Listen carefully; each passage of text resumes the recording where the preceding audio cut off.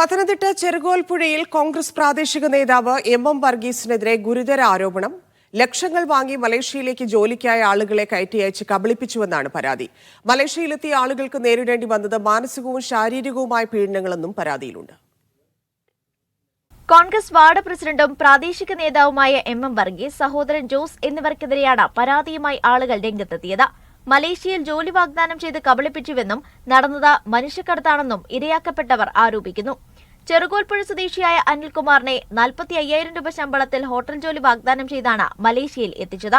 1 രൂപ പോലും ശമ്പളം ലഭിച്ചില്ല എന്ന് മാത്രമല്ല, നേരിടേണ്ടി വന്നത് അതിക്രൂര പീഡനം. ശമ്പളവും കിടക്കാൻ മുറിയും ആവശ്യപ്പെട്ടതിന് ശ്രീലങ്കൻ വംശജനായ ഹോട്ടലുടമയിൽ നിന്നും കൊടിയ മർദ്ദനമാണ് അനിൽകുമാർ നേരിട്ടത്. നല്ല ക്രൂര മർദ്ദനം ഞാൻ അനുഭവിച്ചു. എന്നെ ചവിട്ടി കൂട്ടുമായിരുന്നു. ഒരു ശ്രീലങ്കക്കാരൻ അയാളുടെ ഹോട്ടലിലാണ് അതിനെ കൊണ്ടിട്ടത്. ചെറുകോൽപ്പുഴ സ്വദേശി അനന്തുവിന് 60,000 രൂപ ശമ്പളത്തിൽ ഫാമിൽ സൂപ്പർവൈസർ ജോലി നൽകാമെന്നായിരുന്നു വാഗ്ദാനം. എന്നാൽ ഫാമിൽ വൈദ്യുതിയും വെള്ളവും ഭക്ഷണവുമില്ലാതെ അനന്തുവിന് ജോലി ചെയ്യേണ്ടി വന്നു.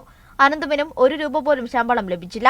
ഏകദേശം 22 ദിവസം ഞാൻ അവിടെ കഴിയേണ്ടി വന്നു. അതിനുശേഷം രക്ഷപ്പെട്ടു പോരുകയായിരുന്നു. ഇവിടുന്ന് എനിക്ക് ടിക്കറ്റ് അയച്ചു തന്ന് അങ്ങനെ തിരിച്ചു പോരേണ്ടി വരികയായിരുന്നു. പത്തനംതിട്ട ജില്ലയ്ക്ക് പുറത്തുള്ളവരും സമാനമായ രീതിയിൽ പറ്റിക്കപ്പെട്ടു. പലരും ലക്ഷങ്ങൾ നഷ്ടപ്പെട്ട് ശമ്പളമില്ലാതെ ക്രൂരപീഡനങ്ങൾ സഹിച്ച് ജോലി ചെയ്യുകയും ചെയ്തു.